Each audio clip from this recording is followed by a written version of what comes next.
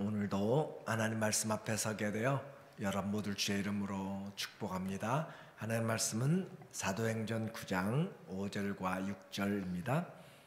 대답하되 주여 누구시니까? 이르시되 나는 내가 박해하는 예수라. 너는 일어나 시내로 들어가라. 내가 행할 것을 내게 이룰 자가 있느니라 하시니. 아멘. 오늘은 신앙 간증이란 주제로 말씀을 같이 나누도록 하겠습니다. 교회의 핍박이 시작되었습니다. 복음의 확산을 가져오는 그런 결과로 하나님은 결코 실수하지 않으신다라는 것을 우리에게 보여주고 있어요. 초대교회 교회가 수천 명씩 확장될 때 사단은 또 다른 사람들을 통하여서 핍박을 가했고, 흩어진 자들은 예루살렘을 떠나서 사마리아와 온 지역으로 흩어지게 되었죠. 그 흩어진 곳에서 그들은 예수님을 증거함으로써 우리는 경제적으로 또 삶이 어렵고 힘든 모든 환경이 되어질지라도 복음을 전파하는 것은 바로 우리 모든 성도들에게 주어진 가장 중요한 첫 번째 사명인 것을 우리는 사도행전을 통해서 알게 되어 흩어진 자들이 가서 그리스도의 복음을 전했다라고 이야기하고, 빌립은 온 지역으로 또 광야에 또 가이사랴에 가서 하나님의 복음을 전하는 전도자의 삶을 살게 됩니다. 그리고 또다시 등장하게 되는 교회를 핍박하는 사울의 변화된 과정, 오늘 9장이 나타내고 있어요. 새로운 인생을 접붙이는 것, 우리 인생의 새로운 접붙임은 바로 하나님만이 알 수가 있고, 그 하나님이 오늘 이 핍박자 사울을 만나고 계신 거죠. 사울은 자기의 율법에 특심이 있었습니다. 특별한 열심을 가지고 그는 자기의 나름대로 하나님을 섬기고, 그리고 대제사장들에게 공문을 받아서 저 안디옥까지, 예루살렘에서 안디옥까지는 약 240-250km가 되는 거리예요.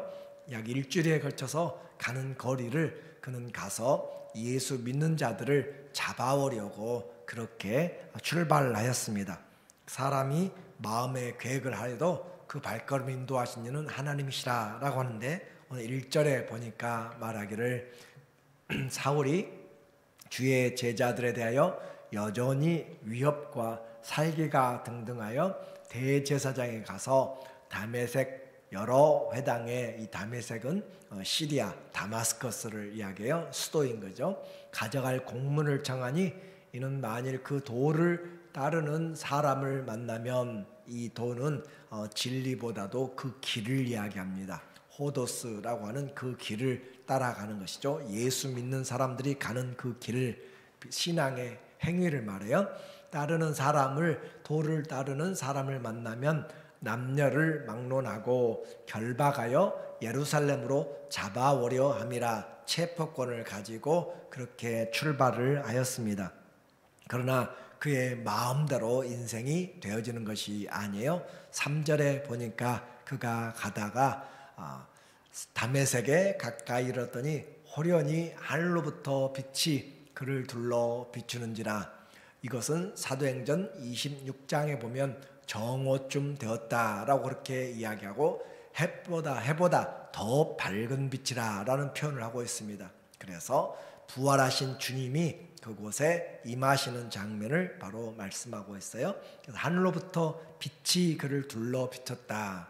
땅에 엎드러져 들음에 소리가 있어 이르되 사울아 사울아 내가 어찌하여 나를 박해하느냐 하시거늘, 하나님이 사무엘을 부를 때도 사무엘아 사무엘아 부르시고, 모세를 부를 때도 모세야 모세야 내가 선 곳은 거룩한 곳이다 라고 한 것처럼 반복하여 부르신 것은 실수가 아니고 정확한 하나님의 부르심이고 확인하는 것을 말씀하고 있어요.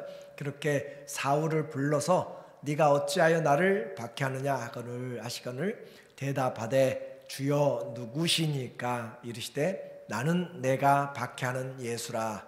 누구십니까? 우리는 이와 같이 예상치 못한 인생의 그런 만남을 가질 때가 있어요. 나는 내가 박해하는 예수라. 사울은 예수님을 직접적으로 박해한, 그리고 예수님을 만난 적이 없습니다. 그럼에도 불구하고 이와 같이 예수님을 박해한다라고 그렇게 말씀하고 있습니다. 교회에 핍박하는 것은 단순히 교회 건물이나 사람들을 핍박하는 것으로 끝나지 않고 그 교회의 지체가, 몸이 되신, 머리가 되신 하나인 것을 말씀하고 있고, 그래서 교회를 핍박한다라고 하는 것은 그리스도를 핍박하는 것이고 그리스도의 몸을 핍박하는 것으로 그렇게 연결이 되게 돼 있어요. 그래서 사울이 핍박한 것은 바로 그리스도를 핍박한 것으로 이야기를 하고 있습니다. 교회와 그리스도는 분리될 수 없습니다. 머리와 몸은 분리될 수가 없는 것이죠. 우리는 교회의 가치를 여기서 생각을 해야 돼요.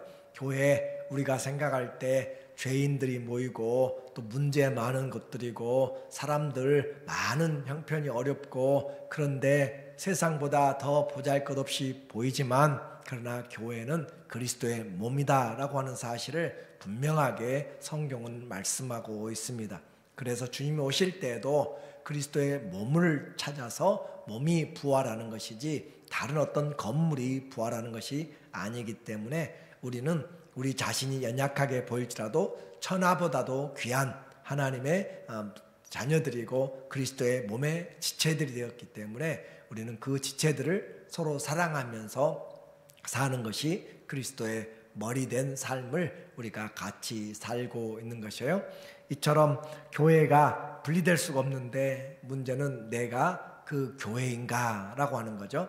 내가 교회라고 하는 것은 내가 그리스도의 지체가 되었다라는 것이고, 지체가 되었음을 확인하는 것은 머리에서부터 전달되는 명령을 내가 그대로 누리는 것이고 내가 순종하는 것이죠.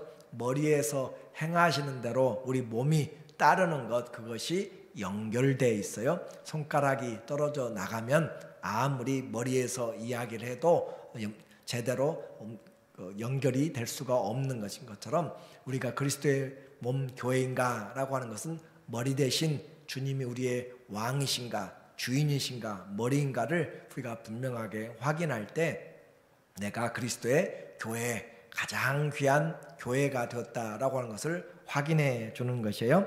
주의 이름을 부르는 이 교회의 중요성은 세상에서 가장 존귀하다라고 했습니다. 그리고 이 사울의 경우에 예수 그리스도의 부활하신 주님을 만난 것은 특별한 체험이에요. 모두가 다 사울같이 되기를 원하지만 또 그렇게 다 되지 않습니다. 각각의 부르심을 입은 것은 특별합니다. 그래서 우리에게 특별할 뿐만 아니라 다양하고 그 모든 것을 우리는 인정을 해야 되는 것이에요. 내시는 광야에서 예수 그리스도의 그런 은혜를 받게 되었고 또 각각의 사람들이 주님이 준비하신 그 은혜 가운데 되어졌기 때문에 우리는 주님의 그 만나심과 일하심에 대해서 문을 열어야 되고, 그리고 이와 같이 특별한 만남에는 또 특별한 사명이 주어지게 돼요. 15절에 보니까 말하기를 주께서 이르시되 이 사울이 예수 그리스도를 만났습니다. 그리고 밝은 빛 때문에 눈이 어두워졌고 식음을 전폐하고 그가 3일 동안 금식하면서 기도하고 있습니다. 그리고 그와 같은 현장을 찾아가도록 만드는 분은 바로 하나님이 예수 그리스도께서 아나니아라고 하는 제자를 그곳에 보내서 사울에게 안수하도록 그렇게 이야기하는 내용이에요. 그래서 그 사람은 바로 핍박하러 여기까지 왔는데 또다시 내가 그를 만나야 됩니까? 라고 그렇게 이야기하는 자에게 예수님은 말씀하시는 거예요. 가라, 이 사람 사울은 내 이름을 이방인과 임금들과 이스라엘 자손들에게 전하기 위하여 택한 나의 그릇이라. 그릇은 사람을 표현하는 또 다른 말이에요. 그래서 택한 나의 그릇인데 주의 이름을 위하여서 이방인들에게 또 이스라엘 사람들에게 복음을 전하기 위해서 택한 주의 도구라는 것이죠. 그가 내 이름을 위하여 얼마나 고난을 받아야 할 것을 내가 그에게 보이리라 하시니. 그래요. 그렇게 택함 받는 것 귀한 것이고 그리고 그 일에는 고난이 따르고 그가 핍박했던 만큼 또 그도 핍박을 이제 받게 되는 상황을 말합니다. 우리에게 중요한 것은 인생에 그리스도가 들어오면 삶이 완전히 바꿔진다라고 하는 거예요. 그리스도를 만나면, 그리스도에게 새로운 접붙임이 되면 우리는 새로운 뿌리로부터 새로운 그런 삶을, 영양분을 받고 살게 되기 때문에 예수 그리스도를 믿게 되면 새 생명, 이것이 바로 우리가 예수님 믿는 것과 또 믿는 후에, 믿기 전과 후에 간증이 되게 되죠. 예수님 만나면 새로운 삶을 시작하고, 새로운 삶은 새로운 사명을 가지게 됩니다. 사울은 이와 같이 예수 그리스도를 만나고 그의 인생은 완전히 바꿔진 핍박자에서 전도자 사울, 사도 바울로 바꿔지게 되는 새로운 인생, 새로운 사명을 받게 되었습니다. 내가 어떻게 해야 변할 수 있는가? 예수님을 만나면, 예수님을 깊이 만나면 만날수록 변할 수가 있습니다. 예수님의 그 주시는 은혜는 풍성하고 생명을 얻되 더 풍성히 얻게 하기 때문에 오늘 나의 모습이 변화될 수 있는 최고가 아니라는 것을, 그래서 그리스도의 영광에서 영광으로 이르게 됩니다. 우리는 주의 영광을 보면 볼수록 점점 영광에서 영광으로 변화되게 되는, 그래서 우리의 변화가 더 풍성하게 되고 그리스도를 닮아가게 돼요. 그러니까 오늘 우리의 신앙의 모습에서 그냥 좌절하거나 낙심하지 말고 안주하지 말고 그리스도의 영광에서 영광으로 나가도록 우리는 주님을 더 보아야 되고 더 주님의 말씀을 들어야 되고 주님과 동행하면 더 주님 닮은 자들이 되게 돼요. 이제 그는 이 세례를 받고 새로운 사람이 되었습니다. 17절에 보니까 말하기를 아나니아가 떠나 그 집에 들어가서 사울에게 안수하여 이르되 형제 사울아, 주 곧 내가 오는 길에서 나타나셨던 예수께서 나를 보내어 너로 다시 보게 하시고 성령으로 충만하게 하신다 하니, 형제 사울, 엊그제까지 원수였던 그가 그리스도 안에 들어오니까 형제가 되는 거예요. 옛사람이 지나가고 우리의 모든 것들이 바꿔지게 되고 우리의 마음을 열어야 돼요. 교회 안에 들어와서 예수님을 주로 고백하면 과거가 어떻든 우리의 삶의 관계가 어떻든 우리는 그리스도 안에서 한 지체가 되었음을 우리는 알아야 되는 거죠. 그래서 한 형제로, 형제 사울아, 주님이 이제 나를 보내어서, 하나님은 양쪽을 다 이야기하십니다. 사울에게는 아나니아가 와서 너에게 찾아오고서 완수할 것이다 라고 말씀하시고, 아나니아에게는 사울에게 가라 라고 그렇게 말씀하시고, 또 고린도전서 10장에서도 고넬료에게는 시몬을 찾아가라고 이야기하고, 시몬에게는 이제 너를 찾아온 사람이 있으니까 따라가라고 이야기하고, 성령은 하나님의 일하심은 양쪽으로 분명하게 행하시는 것이 가장 확실한 것이죠. 즉시 사울의 눈에서 비늘 같은 것이 벗어져 다시 보게 된지라 일어나 세례를 받고, 이와 같이 그는 일어나서 세례를 받고 눈이 갑자기 떼어지게 된 놀라운 기적을 체험하게 된 것이죠. 중요한 것이 있습니다. 이와 같은 기적을 체험한 것, 놀라운 것이죠. 부활하신 예수를 만나고 눈이 가려졌다가 눈이 다시 사흘 만에 뜨게 되고, 이 모든 것들을 무엇 때문에 한 것인가? 신앙의 우리의 체험 무엇 때문에 한 것인가? 그것은 바로 예수 그리스도를 증거하기 위한 과정입니다. 예수 그리스도를 증거하기 위한 부르심입니다. 그래서 이제까지 핍박하던 사울이 전도자가 되게 되었어요.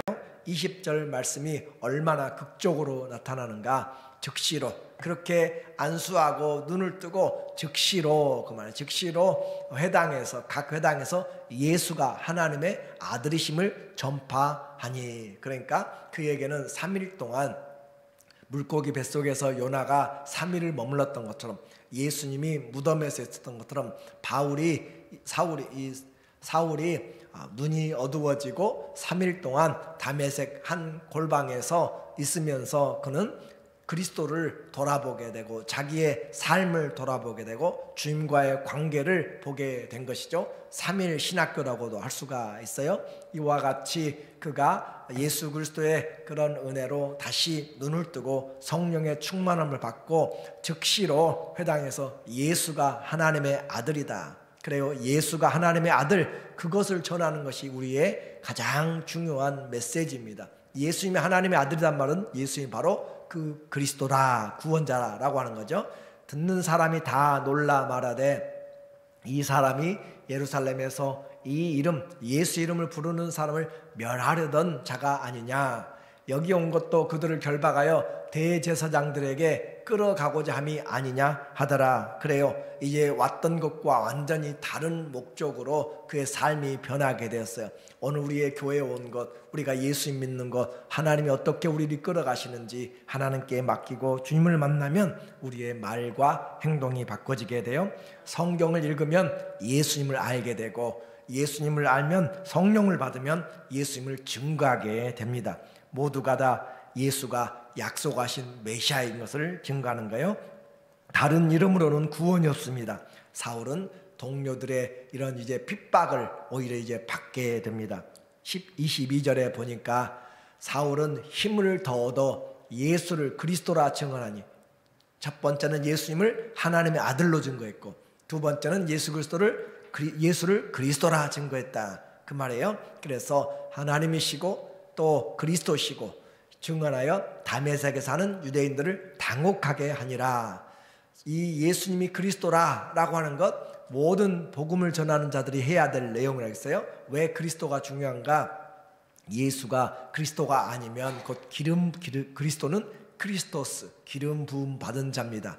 또 히브리어로는 메시아라고 이야기하는 것이죠. 그 메시아가 아니면 우리에게 구원을 줄 자격이 없어요. 하나님이 세운 기름 부음 받은 자만이 우리에게 구원의 이 사역을 감당할 수 있는 크라이스트가 되는 거예요. 그래서 예수가 그리스도가 되는 것을 증거하는 것이 바로 유일한 신앙의 구원의 길입니다. 어떤 누구도 자기가 그리스도라고 하는 자들은 다 그릇되고 이단들이고 잘못된 것이죠. 사도행전 18장 5절에 실라와 디모데가 마게도냐로부터 내려오매 바울이 하나님의 말씀에 붙잡혀 유대인들에게 예수는 그리스도라 밝히 증언하니, 그가 하나님의 말씀에 붙잡혀서 예수가 그리스도라라고 한다고 그랬어요. 우리가 예수님의 말씀에 붙잡히면 뭐라는가? 예수가 그리스도라고 밝히 알게 됩니다. 성경을 많이 읽으면 뭘 알게 되는가? 예수만이 유일한 구세주임을 알게 되고 예수님이 하나님의 아들인 것을 알게 되고 예수님이 왕인 것을 알게 되고 예수가 그리스도인 것을 전하게 되는 것이고 예수님이 바로 창조주요, 예수님이 바로 우리의 심판주이고 만왕의 왕 만주의 주이심을 알게 돼요. 다시 말씀드립니다. 성경을 읽으면 예수님을 알게 되는 거예요. 그 예수님을 알 때 우리에게 구원이 임하게 됩니다. 예수가 그리스도임을 믿지 않으면 구원이 없다라고 했어요. 핍박자에서 전도자가 된 사울을, 그를 다른 사람들이 이제 핍박하게 돼요. 29절에 오늘 본문 말씀에 보면 또 주 예수의 이름으로 담대히 말하고 헬라파 유대인들과 함께 말하며 변론하니 그 사람들이 죽이려고 힘쓰거늘, 자기가 예수 믿는 자들을 죽이려고 했던데 이제는 자기가 죽임을 당하는 그런 입장이 되어서 형제들이 알고 가이사라로 데리고 내려가서 다소로 보내니라. 그래서 그 사울의 고향 다소까지 가서 다소에서 10년을 머물러 있게 되는 과정을 오늘 우리에게 말씀하고 있어요. 사울, 이제 예수님 때문에 인생이 완전히 바꿔졌습니다. 예수님을 만날 때 우리의 인생이 새로운 접붙임을 받게 됩니다. 그리고 가는 길이 달라지게 되고 목적이 달라지게 되고 우리의 인생 자체가 완전히 바꿔지게 된 것은 예수님을 만날 때입니다. 진정한 신앙의 간증은 예수님을 만난 것으로 끝나지 않고 그 예수님이 바로 하나님의 아들이고 그 예수님이 메시아인 것을, 그리스도인 것을 증거하는 데까지가 바로 우리가 그 신앙의 올바른 간증이요 신앙의 올바른 목적인 것을 알게 돼요. 예수가 그리스도이심을 우리가 분명히 알고 증거하는 그런 하나님의 자녀들 되시기를 예수님의 이름으로 축원합니다. 아멘. 하나님 아버지, 예수님이 그리스도라고 고백할 수 있는 것이 얼마나 큰 은혜인지요. 주님, 우리 모두에게 이 예수님 때문에 삶이 변화되고 인생의 목표가 바꿔지는 새로운 하나님 앞에서의 삶이 되어지도록 주님 새 은혜로 충만케 하여 주시옵소서. 예수님의 이름으로 기도합니다. 아멘.